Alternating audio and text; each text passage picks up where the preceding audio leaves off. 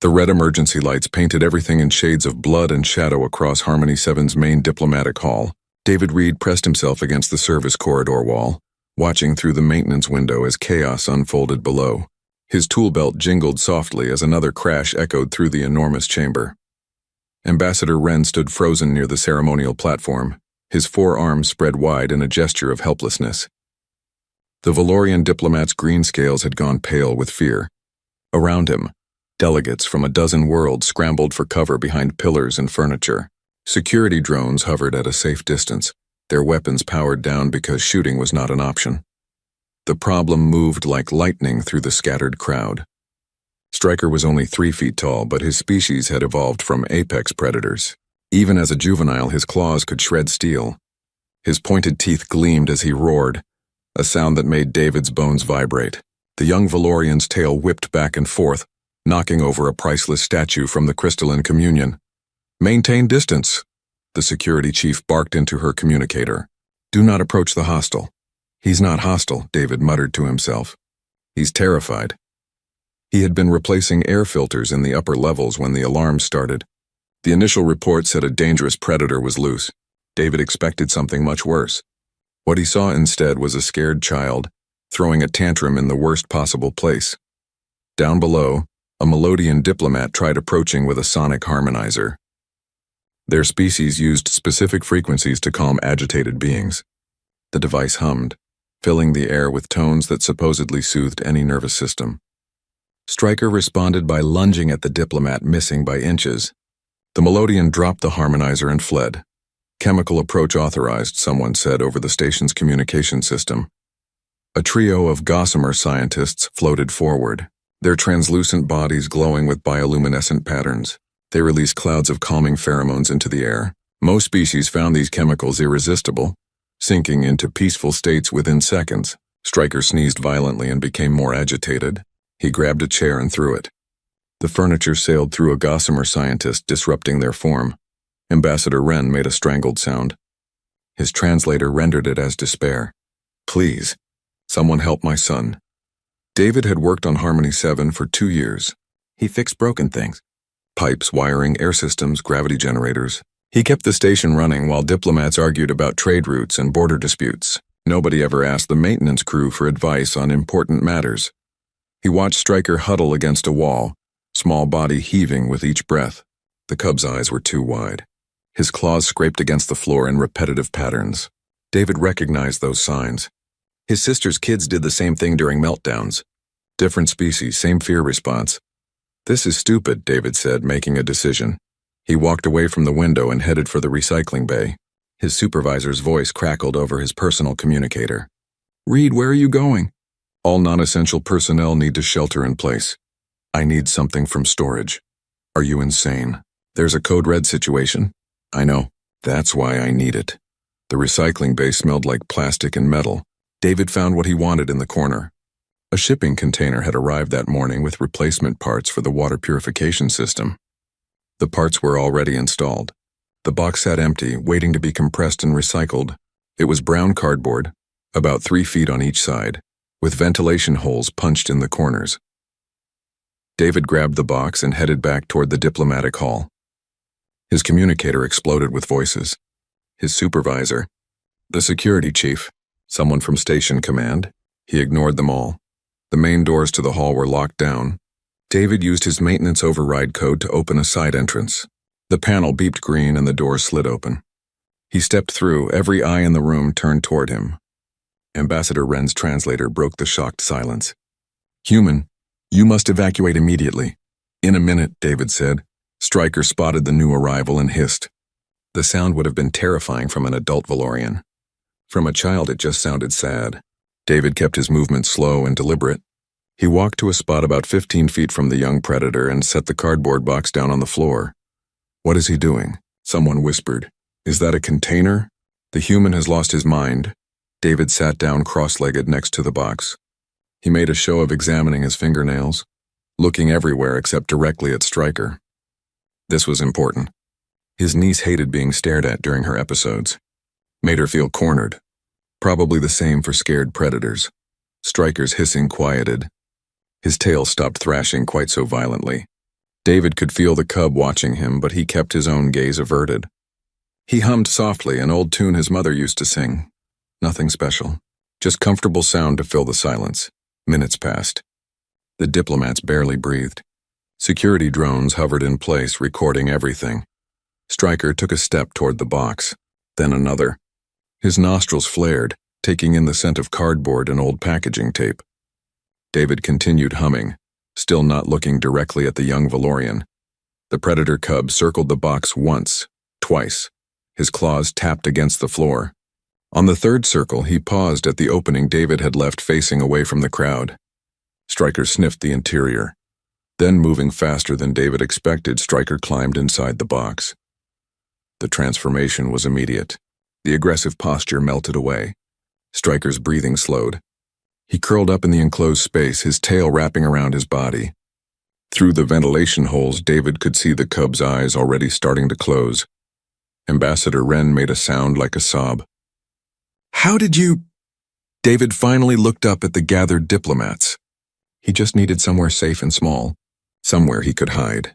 My sister has cats back on Earth. They do the same thing when they're scared. Find a box, climb inside, feel better.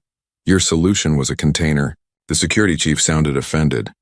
Sometimes the simple thing works best, David said.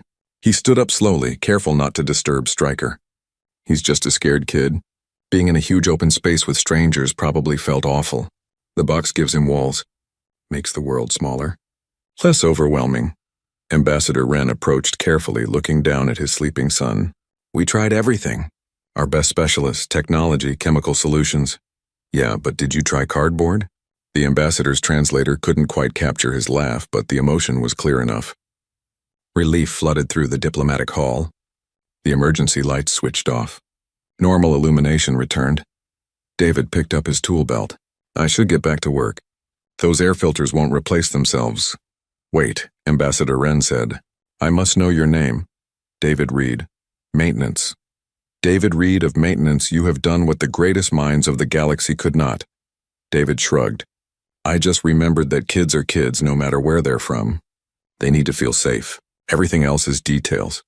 He walked back toward the service corridor, leaving the diplomat staring at a sleeping predator cub curled up in a cardboard box. Behind him, he heard someone say, Perhaps we should study these human techniques. David smiled. Wait until they learned about blanket forts. 3 days had passed since the incident with the cardboard box, and David's life had become significantly more complicated. He stood in front of Ambassador Wren's temporary quarters, holding a container of spare parts and wondering how his simple job had turned into whatever this was. The door opened before he could knock. A smaller Valorian greeted him, scales bright green and healthy now. Stryker chirped happily and grabbed David's free hand with surprising gentleness. Hello to you too, David said. Ambassador Wren appeared behind his son, looking far more composed than their first meeting. David Reed of Maintenance. Thank you for coming. Your message said it was urgent. It is. Please come inside. The quarters were larger than David's entire apartment. Furniture adapted for Valorian physiology filled the space, but what caught his attention was the collection of cardboard boxes scattered throughout the room, at least a dozen of them. Different sizes, different origins, all clearly gathered with care. I may have become overly enthusiastic, Ambassador Wren admitted, but Stryker refuses to sleep anywhere else now. The young Valorian pulled David toward the largest box, chirping excitedly. Inside, David saw blankets arranged into a nest. A few toys. A datapad showing what looked like Valorian cartoons. He wants to show you his den, Wren explained. You are the first person outside our family he has trusted since we lost his bonded caretaker 6 months ago. That explained a lot. David crouched down to Stryker's level. This is very nice. You made it comfortable. Stryker beamed with pride that transcended species barriers. The urgent matter, Wren continued, relates to the trade negotiations. They resume tomorrow. Stryker has been calm here, but the moment I attempt to bring him to any public space, he becomes distressed. Our specialists believe he has developed separation anxiety. From you, David blinked. From me? We've only met once. You saved him when he was terrified. Young Valorians imprint strongly on protectors. His previous caretaker died in an accident. The trauma made it impossible for him to bond with anyone new. Until you... You gave him safety without demanding trust, allowed him to come to you. In our culture, this is the highest form of respect. I just gave him a box. You gave him exactly what he needed when everyone else failed. Wren's forearms moved in a gesture David didn't recognize. I have a request that goes beyond normal diplomatic bounds. Would you attend the negotiations with us? Having you present may allow Stryker to remain calm. David almost laughed. I'm a maintenance worker. I can't go to diplomatic negotiations. I have already cleared this with your supervisors and station command. They were surprisingly agreeable after I explained that the entire trade agreement between our worlds may collapse. If my son has another episode, you're serious. Completely. That was how David found himself, sitting in the corner of conference room 7 the next morning, wearing his cleanest jumpsuit and feeling completely out of place. Diplomats from 5 different species filled the room. All of them kept glancing at him with expressions ranging from curiosity to confusion. Stryker sat on a cushion next to David's chair, playing quietly with a puzzle cube. The young Valorian seemed perfectly content as long as David stayed within sight. The negotiations were incredibly boring. Trade percentages, shipping routes, tariff structures. David understood maybe 1 word in 10. He spent most of his time making sure Stryker stayed entertained. He had brought some spare wire from his toolkit and showed the cub how to bend it into different shapes. 2 hours in, a crystalline delegate's child began crying. The sound was like wind chimes being dropped downstairs. The delegate tried to comfort her offspring, but the young crystalline's vibrations grew stronger. The conference table started trembling. Perhaps a brief recess, the mediator suggested, voice strained. David watched the crystalline child. She was wrapped around her parent's central column, resonating with distress. The other delegates were backing away. Apparently, young crystallines could shatter things when they got too upset. May I try something? David asked. Every head in the room turned toward him. The crystalline delegate's translator rendered their response. You are the human who calmed Ambassador Wren's offspring. I just helped him feel safe. Maybe I could try with your daughter. You would risk this? Her frequencies can damage organic tissue. Let me get something first. David stepped out of the conference room and returned 2 minutes later with a thick thermal blanket from the emergency supplies. He approached the crystalline child slowly, keeping his movements gentle and predictable. Hey there, he said softly. I'm David.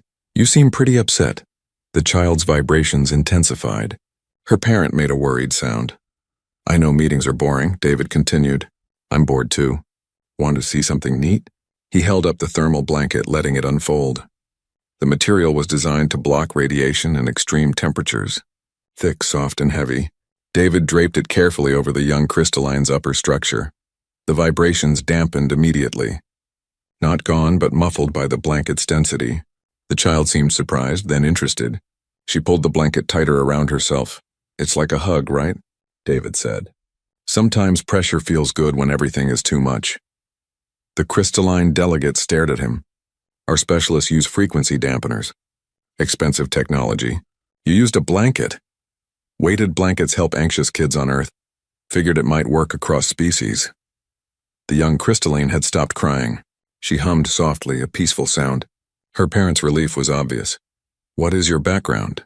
The delegate asked. Are you a specialist in child psychology? I fix air conditioning and replace light panels. Silence filled the conference room. Could you? Another delegate began hesitantly. Could you perhaps attend future negotiations? I have offspring who struggle in formal settings. By the end of the week, David had somehow become an unofficial childcare provider for the entire diplomatic contingent. His tool belt now shared space with toys, snacks suitable for various species, and an ever-growing collection of cardboard boxes. An aquatic delegate's tadpole wouldn't eat.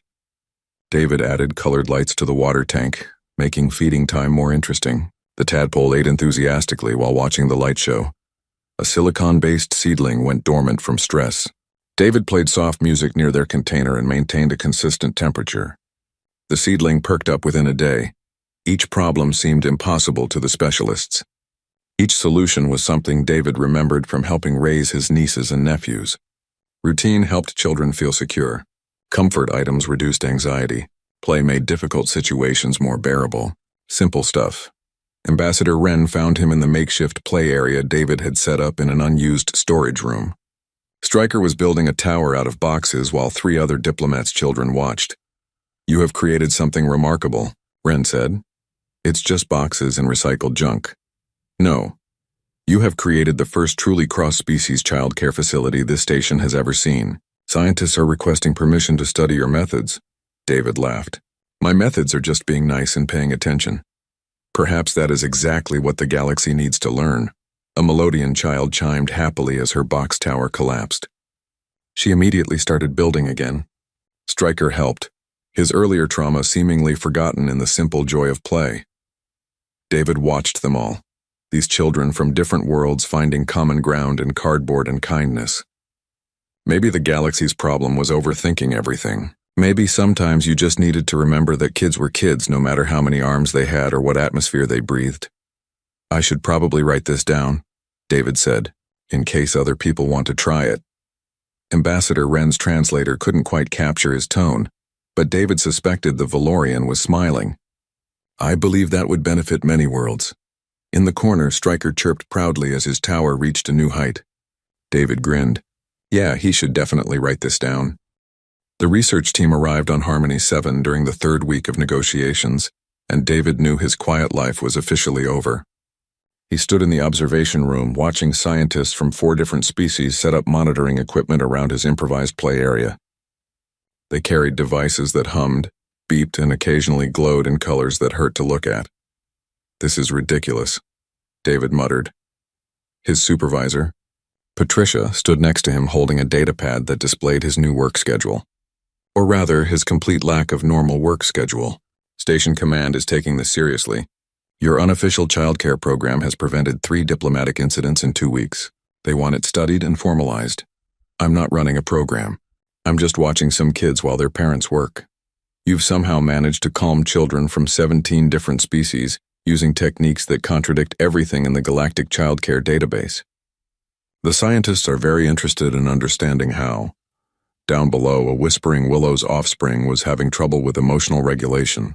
The small plant-based child kept shifting colors rapidly, cycling through their species' entire emotional spectrum in seconds.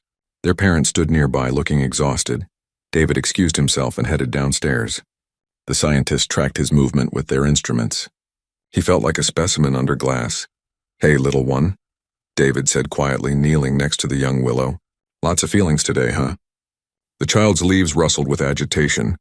Colors flickered faster.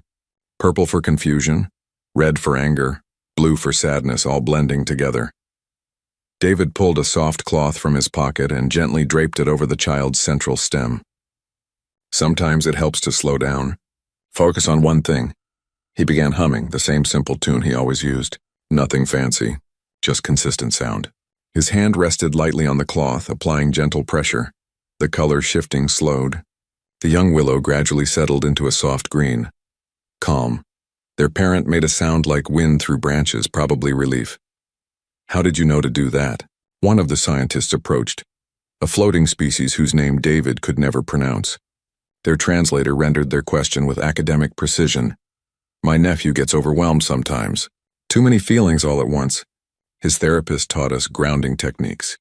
Help him focus on physical sensations instead of emotions. Seemed like it might work here." "Your species has documented this approach?" "Yeah, it's pretty common knowledge on Earth. Kids need help learning to regulate their emotions. You don't just leave them to figure it out alone." The scientist made notes on a device. "Fascinating. The whispering willows use chemical treatments for emotional dysregulation. Your approach is entirely non-pharmacological. You drug kids for having feelings?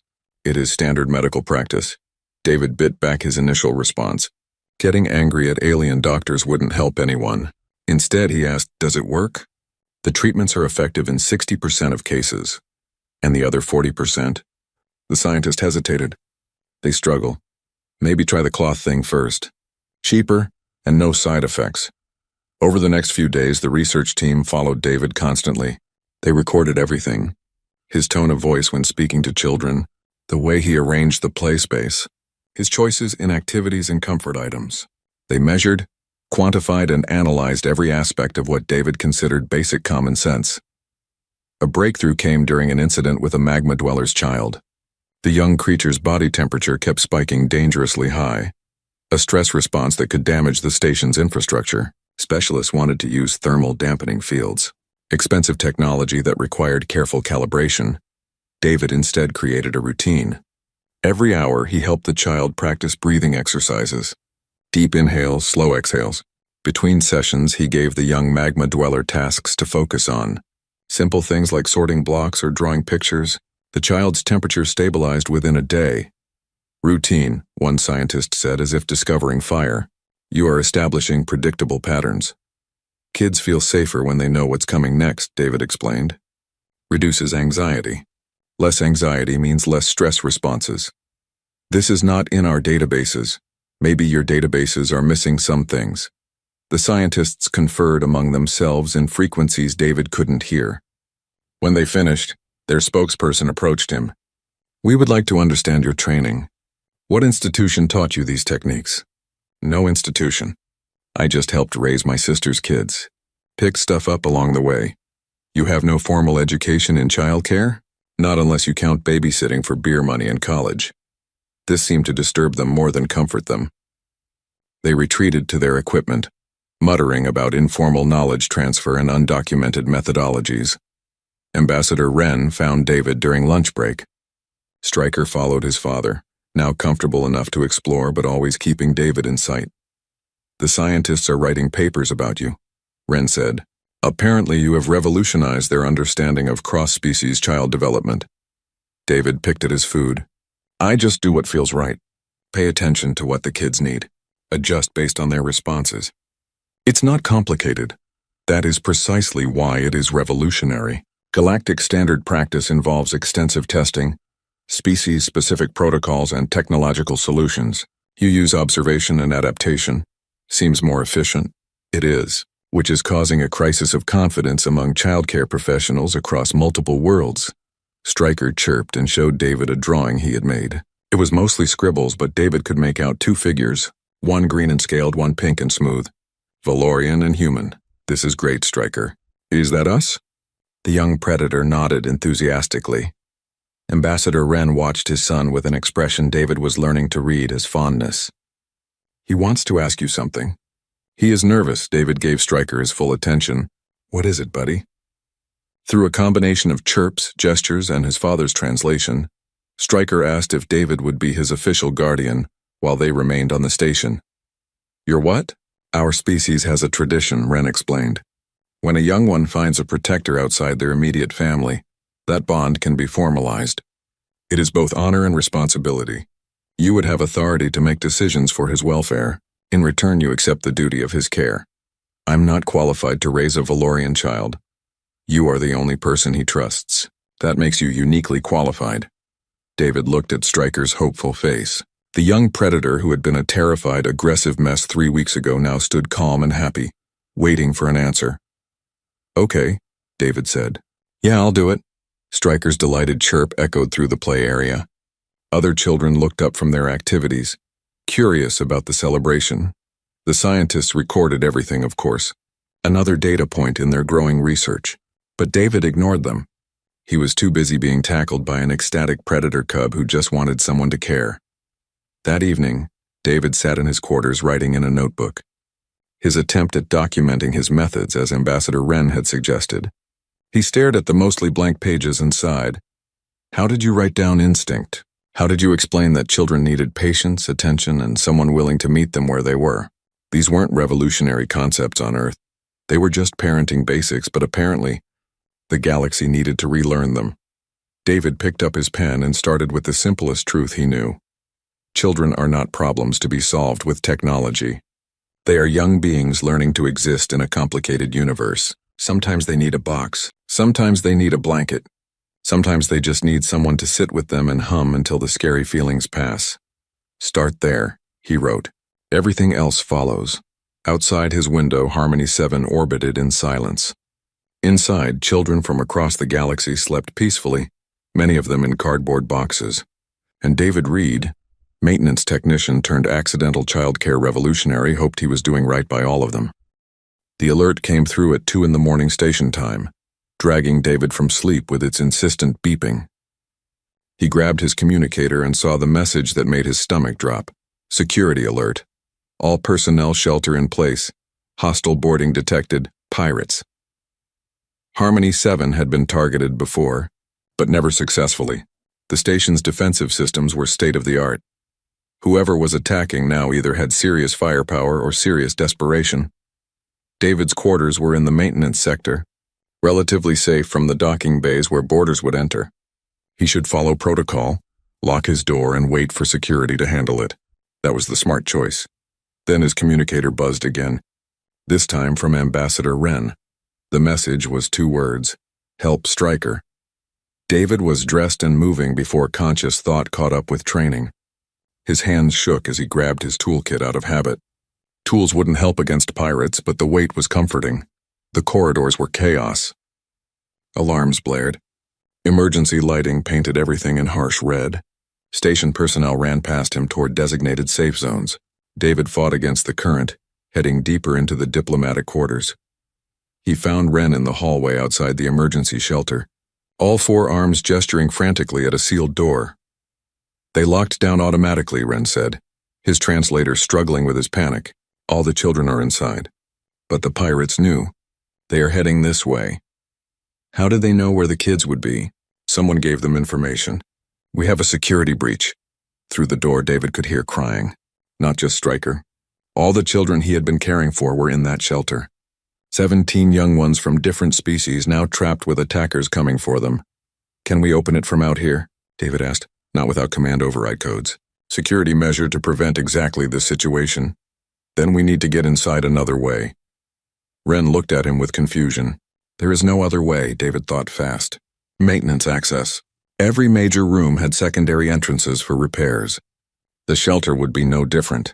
He pulled up station schematics on his communicator, fingers flying across the screen. There. Ventilation shaft. It connects to the shelter's air circulation system. That opening is too small for either of us, but I can get to the access panel, override the lock from inside. They ran. The ventilation shaft entrance was 3 corridors away. Behind them, David heard shouting in languages his translator didn't recognize.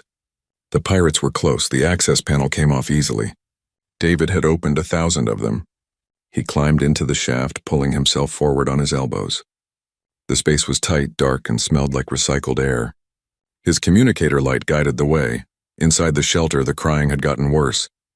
He could hear different species' distress calls mixing together. Stryker's chirps of fear cut through everything else. David found the access panel to the shelter and worked quickly. His hands knew the wiring by heart. 5 minutes of careful manipulation and the lock disengaged with a click. He dropped down into the shelter and nearly got tackled by a terrified Valorian cub. David! Stryker clung to him with enough force to bruise. I've got you, buddy. I've got you. The shelter was a mess. Children huddled in corners, their guardians trying desperately to keep them calm. The crystalline child's vibrations were shaking the walls. The magma dweller's temperature had spiked so high that nearby surfaces were scorching. The young Willow was cycling through colors so fast it was nauseating to watch, and the pirates were cutting through the main door. David could see the torches glow through the seam. They had maybe 2 minutes? Listen to me, David said, raising his voice. All of you. I need you to trust me right now. The adults looked at him with desperate hope. The children were too scared to pay attention. David grabbed the closest cardboard box from Stryker's collection. He set it down in the center of the room. Stryker, remember when we first met? You were scared and I gave you a safe place. I need you to be brave now and help me. The young Valorian's eyes were wide with fear, but he nodded. Good. I need you to get in your box. Right now. And I need you to be quiet, like we practiced during the hiding game. Stryker scrambled into the box. His chirping stopped. Everyone else, David continued, your children need to hide too. Use anything you can find. Boxes, blankets, whatever makes them feel safe and small. Quick. The adults moved with purpose born of panic. Boxes appeared from storage areas. Blankets were distributed. Within 90 seconds, every child had their own hiding spot. The door was nearly through. David could see figures moving on the other side. Now the hard part, David said. When they come through, we cannot react with aggression. They want to fight. They expect panic and violence. We give them nothing. They are here to kidnap our children, one parent hissed, and they will fail. But only if we stay calm. Children mirror adult emotions. If we panic, they panic. If we stay controlled, they stay hidden. The door burst open. 5 figures in combat armor poured through, weapons raised. They looked around the shelter, expecting chaos. What they found was silence. David stood in the center of the room, hands visible and empty. Around him, adults from various species stood with forced calm. No children were visible. "Where are the younglings?" the lead pirate demanded. Their translator made the words sharp and threatening. "Safe," David said simply. "We have scanners. We know they are here. Then you know they are not going anywhere." The pirate moved closer, weapon pointed at David's chest. "You think you can protect them? We can kill every adult here. You could. But then you would have no leverage and no hostages. Just angry governments and bounty hunters coming for you." Behind the pirate, David saw one of the boxes shift slightly. Stryker was inside, listening to everything. The young Valorian's fear scent would be detectable. But David kept his voice level, his body language relaxed. "You want to know why you will fail?" David continued. "Because these children are not alone. They have protectors. They have safe spaces. They have learned that hiding is not cowardice. It is survival." The crystalline child's box began vibrating. Her parents started to move toward her, but David caught their eye and shook his head slightly. "Trust the process," David began humming. That same simple tune he always used. Nothing threatening. Just sound to fill the silence. The effect was immediate. Inside their hiding places, children recognized the sound. The vibrations from the crystalline's box decreased. The scorch marks from the magma dweller's area stopped spreading. Even Stryker's fear scent faded. "What are you doing?" the pirate asked, confused. "Making sure the children know they are safe. Even now. Even with you here." The standoff lasted another tense minute. Then station security breached from the corridor, overwhelming the pirates with superior numbers and training. The fight was brief, professional. The attackers never reached a single child. When it was over, David helped each young one emerge from their hiding places. They were shaken but unharmed. Several clung to him, seeking comfort from familiar presence. Stryker emerged last, his small body trembling. "We were brave," he chirped quietly. "You were incredibly brave," David confirmed. "All of you were." Ambassador Wren approached, his scales showing colors David had learned meant profound gratitude. "You saved them. Not just from the pirates, from the trauma of helplessness. I just reminded them they had control. Even in danger, they could make choices. Hide. Stay quiet. Trust their protectors." The station security chief stood nearby, looking shell-shocked. Every threat assessment said the children would panic. Their fear responses would make them impossible to extract safely. They did not panic because someone taught them they did not have to, one of the adult guardians said. The humans showed them how to find calm even in chaos. David felt exhausted. The adrenaline was fading, leaving him shaky. But around him, children were already calming down. Parents comforted offspring. The crystalline child hummed peacefully. The magma dweller's temperature had normalized. They would all have difficult nights ahead. Processing fear took time. But they had faced danger and survived it together. That counted for something. Ambassador Wren placed a hand on David's shoulder. "The galaxy will want to know how you did this, how you kept them all safe." David looked at the cardboard boxes scattered around the shelter, simple containers that had become shields against fear. "I just gave them what every child needs. Someone who stays calm when they cannot. Someone who reminds them they are not alone." Outside the shelter, investigators were already working to find how the pirates had gotten such specific information. Security protocols would be reviewed and strengthened. The diplomatic community would demand answers and justice.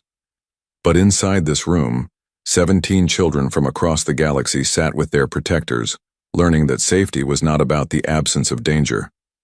It was about having people who would stand firm even when everything felt terrifying. David settled into a corner with Stryker curled against his side. Other children gravitated toward them, seeking the calm that David somehow projected even when his own hands shook. Maybe that was the real lesson. Not that you had to be fearless, just that you had to be present, had to show up, had to remember that children needed adults who could hold steady when the world turned frightening. David closed his eyes and kept humming, that simple tune becoming a promise that everything would be okay. News of the pirate attack spread through the galaxy faster than light could travel between stars. Within days, Harmony 7 became the most watched station in known space, not because of the attack itself, but because of what happened during it. 17 children from different species, all kept calm by a human maintenance worker and some cardboard boxes. David found himself summoned to the station commander's office. He had never been there before.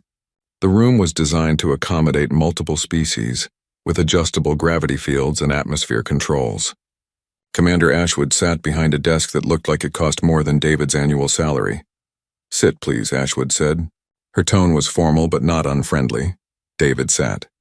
Behind him, the floor-to-ceiling window showed the galaxy spinning slowly. Ships came and went from the docking bays like insects around a hive. "The Galactic Council wants to speak with you," Ashwood began. "Representatives from 43 worlds have requested your presence to explain your methodologies." "I don't have methodologies. I just watch kids. That is what makes this extraordinary.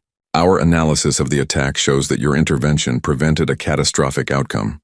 Standard protocol would have resulted in multiple casualties and significant trauma." "Standard protocol sounds broken." Ashwood allowed herself a small smile. "Many are beginning to agree with you. The scientific community is in an uproar. Your approaches contradict decades of established practice. Maybe established practice needs updating. Perhaps." She leaned forward. "Which brings me to the offer. The Council wants to create a new position, Galactic Child Care Consultant. You would travel to different worlds, teach your methods, help establish new protocols. The compensation would be substantial." David thought about his apartment back on Earth, his sister's kids, movie nights and backyard barbecues, normal life. "I'm not qualified for something like that. You have successfully managed children from species that specialized xenopsychologists cannot handle. You prevented a diplomatic crisis that could have destabilized 3 sectors. You developed techniques that work across biological barriers that were thought to be insurmountable. I would say you are uniquely qualified. I just pay attention and use common sense. Common sense is apparently uncommon in the galaxy." David looked out the window again, ships preparing to jump to hyperspace, each one carrying people to destinations he could barely imagine. He thought about all those worlds, all those children who might need someone to show them a better way. "Can I think about it?" "Of course. The Council is patient, mostly." Ashwood stood, indicating the meeting was over. "David, whatever you decide, know that you have already changed things. People are questioning assumptions they held for generations. That matters." He left the office and found Ambassador Wren waiting in the corridor. Stryker sat beside his father, playing with a puzzle cube that David had made from spare parts and colored wire. "The commander made her offer," Wren observed. "Word travels fast. Diplomatic channels are efficient when they wish to be." Wren watched his son for a moment before continuing. "I wanted to tell you something before you make your decision. Since you became Stryker's guardian, I have been contacted by 73 Valorian families. All of them have children struggling with trauma. All of them want to know if you could help. 73? Our species prides itself on strength. We do not admit weakness easily. But watching you with Stryker, seeing how simple kindness achieved what our best medical science could not, it gave parents permission to ask for help." Stryker looked up from his puzzle and chirped happily. He showed David the solution he had found, proud of his accomplishment.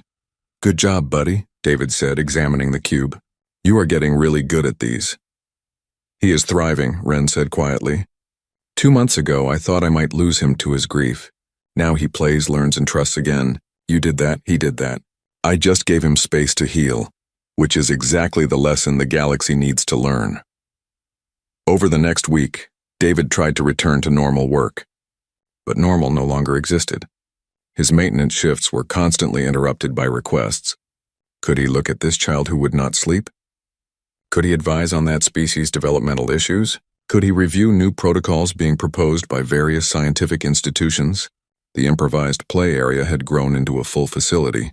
Station Command allocated an entire section for it.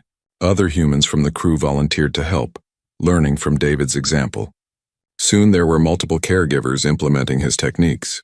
Patricia found him during one of these sessions, watching as a human technician named Robert successfully calmed a distressed methane breather using patient presence and a modified sensory box. "You started something," Patricia said. "I noticed. How does it feel being revolutionary?" David watched Robert work. The younger man was natural with children, his movements gentle and his tone soothing. He had taken David's basic concepts and adapted them beautifully. Feels like I accidentally tripped over something that should have been obvious all along, David admitted. Kids need patience. They need someone to see them as individuals, not just representatives of their species. They need simple comfort more than complex technology. How did the galaxy forget that? Maybe they did not forget. Maybe they never knew. Humans evolved in small tribes. We raised children communally. We had to learn patience and observation because survival depended on it. Other species had different evolutionary pressures. So we are just better at this? No. But we might see things others miss because we are looking from a different angle. That made David think. Different angles. Different perspectives. Maybe that was humanity's real contribution.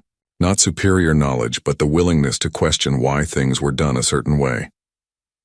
That evening, he sat with Stryker in the young Valorian's favorite box. The cub was getting too big for it now, but he still liked to curl up inside when he wanted quiet time. I might have to go away soon, David said. There are people who want me to teach them what we do here. Stryker's eyes widened with concern. Not forever, David assured him quickly. I would come back, but it would mean traveling, seeing other worlds, helping other children who are scared like you were. The young predator was quiet for a long moment. Then he chirped softly and pulled a drawing from his box. He had been working on it for days. It showed David surrounded by children of all different shapes and sizes. At the center of the drawing, Stryker had written words in both Valorian and English. Helper of all cubs, is that how you see me? David asked. Stryker nodded seriously. Then he pointed at the drawing and then at the door, making it clear what he meant. The other cubs outside this room needed David too. You are a very wise young one, David said.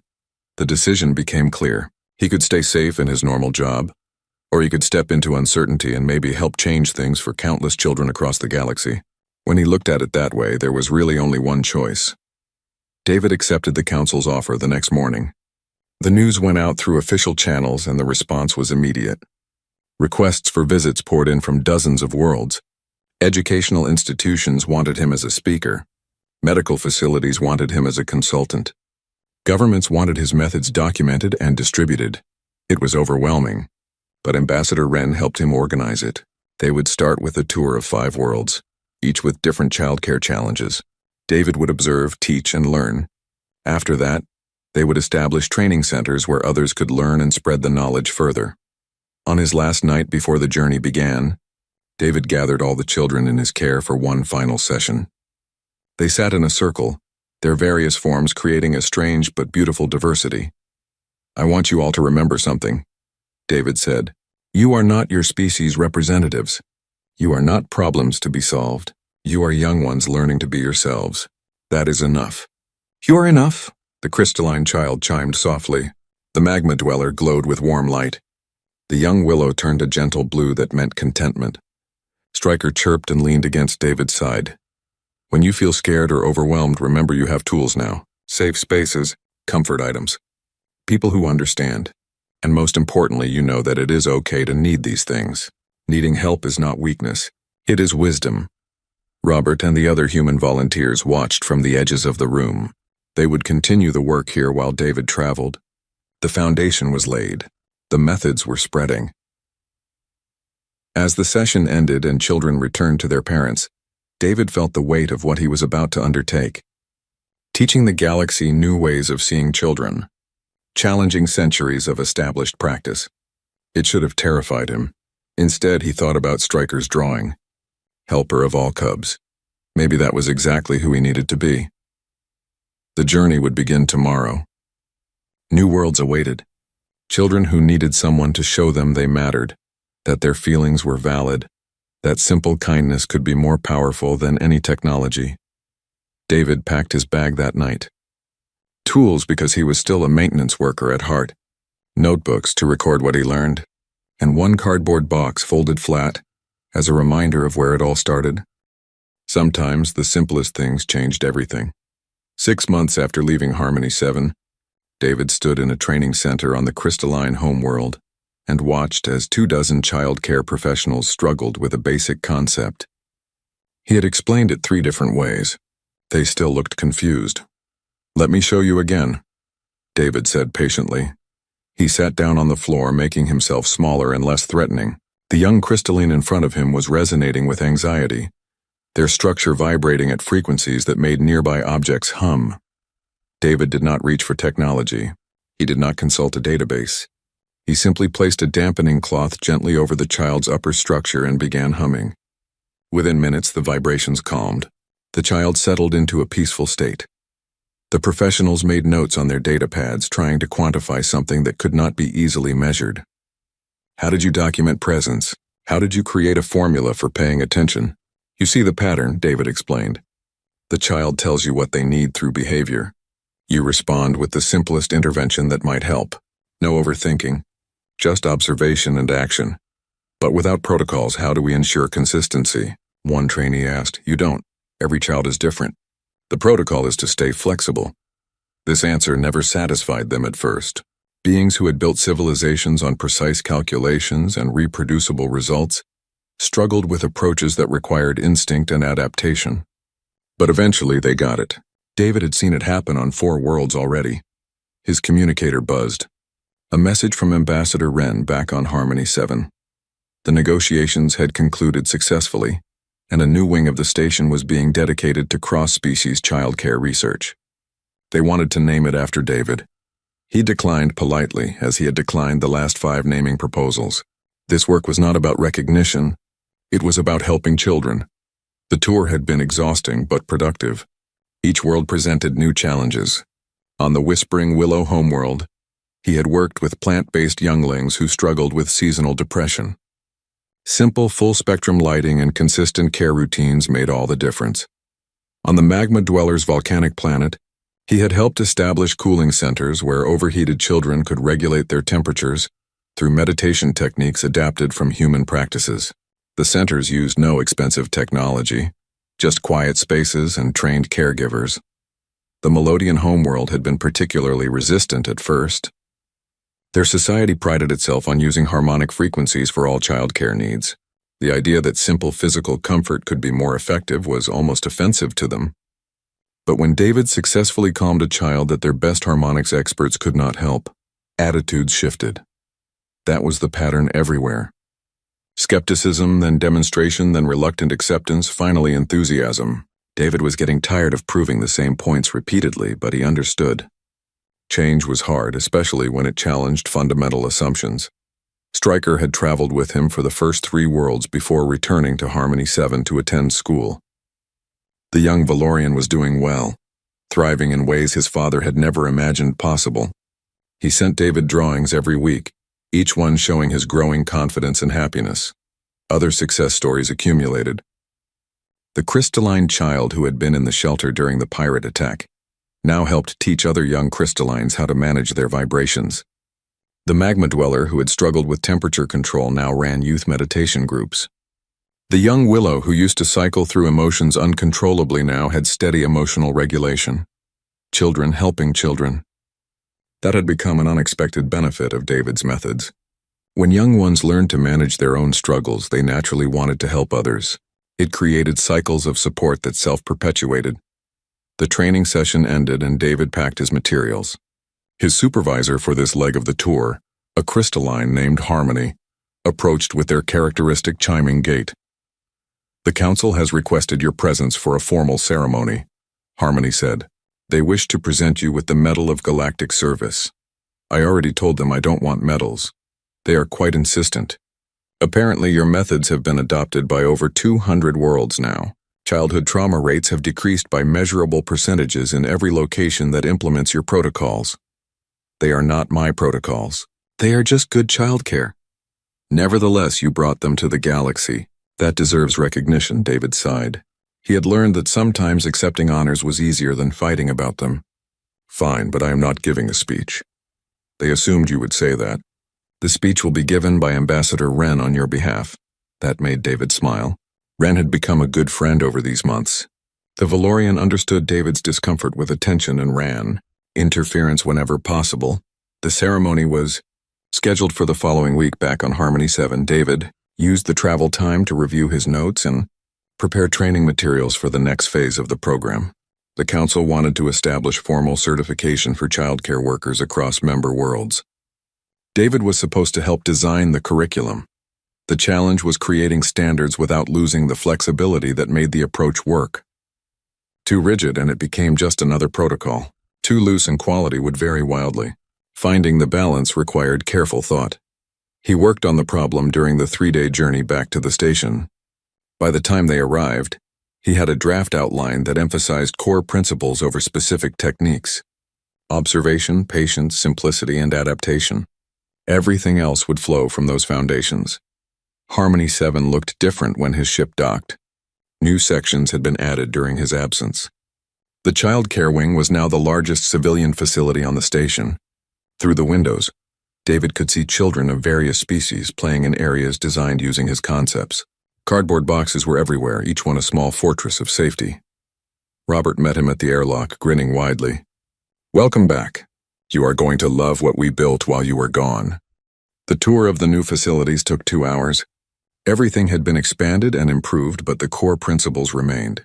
Simple materials, flexible spaces, emphasis on comfort and security over technology and sterile efficiency. "We have a waiting list now," Robert explained.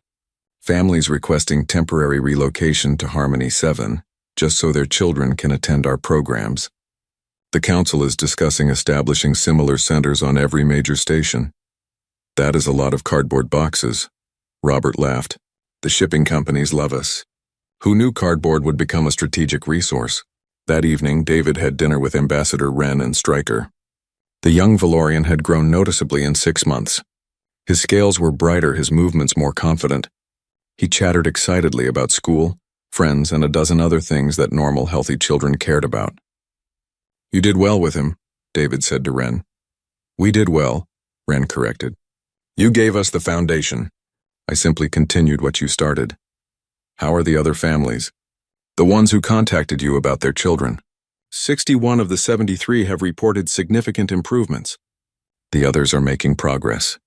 Your training programs are spreading through our medical community. We are rewriting textbooks." David felt satisfaction at that, real lasting change, not just helping individual children but shifting entire systems. The medal ceremony was mercifully brief. David stood on a stage while the council representative gave a speech about innovation, compassion, and the power of simple solutions. They presented him with an ornate medal that probably cost enough to fund a small childcare center. He accepted it graciously and said only, "Thank you. But remember, this is not about me. It is about every child who needs someone to see them as they are, not as problems to solve. Keep that focus and we will all do fine." The audience appreciated the brevity. Diplomats were used to long, flowery speeches. David's directness was refreshing.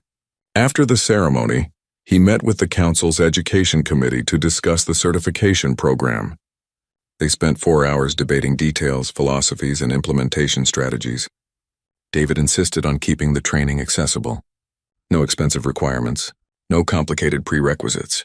Just people who genuinely cared about children and were willing to learn. By the end of the meeting, they had a framework. Training centers on major worlds, mentorship programs where experienced practitioners taught newcomers, evaluation based on outcomes rather than adherence to rigid methods. It was not perfect, but it was a start. That night, David returned to his quarters and found them filled with gifts from across the galaxy. Toys, art supplies, letters from children he had helped. One package contained a blanket made by a whispering willow community, woven with fibers that changed colors based on the holder's emotions. He sat on his bed surrounded by evidence that his work mattered. 6 months ago, he had been a maintenance technician who sometimes watched his sister's kids. Now he was changing how an entire galaxy thought about childcare. It should have felt overwhelming. Instead, it felt right. His communicator showed a message from Patricia. Station Command wanted to know if he would accept a permanent position as Director of Child Care Services. He could shape the program, train others, and continue spreading the work. David thought about it. No more fixing air conditioning. No more replacing light panels, just this. Helping children across the galaxy feel safe, seen, and valued. He typed his response, "Yes, but I am keeping my tool belt. Never know when you will need to fix something." Patricia's reply came instantly. "Wouldn't expect anything else." David stood and walked to his window. Outside, the galaxy turned in its slow dance. Countless worlds, countless children. Countless opportunities to make things just a little bit better. He picked up the folded cardboard box from his desk. The same one he had brought from Earth. It was worn now, edges soft from handling. But it still worked, still served its purpose. Sometimes the simplest things were the most powerful. That was the lesson he had learned and now taught to others. Technology was wonderful, science was valuable, but neither could replace basic kindness, patient observation, and the willingness to meet children where they were. David set the box down and smiled. Tomorrow would bring new challenges, more children to help, more professionals to train, more systems to change. But tonight he would rest, because even helpers needed their own safe spaces sometimes. Outside his window, a ship prepared for departure. Its destination was unknown to David, but he knew one thing for certain. Wherever it was going, children would be there. And maybe, just maybe, someone on that world now knew that a cardboard box could be more valuable than the most advanced technology. The galaxy was learning. Slowly but surely it was learning, and David Reed, former maintenance technician turned accidental revolutionary, was content with that.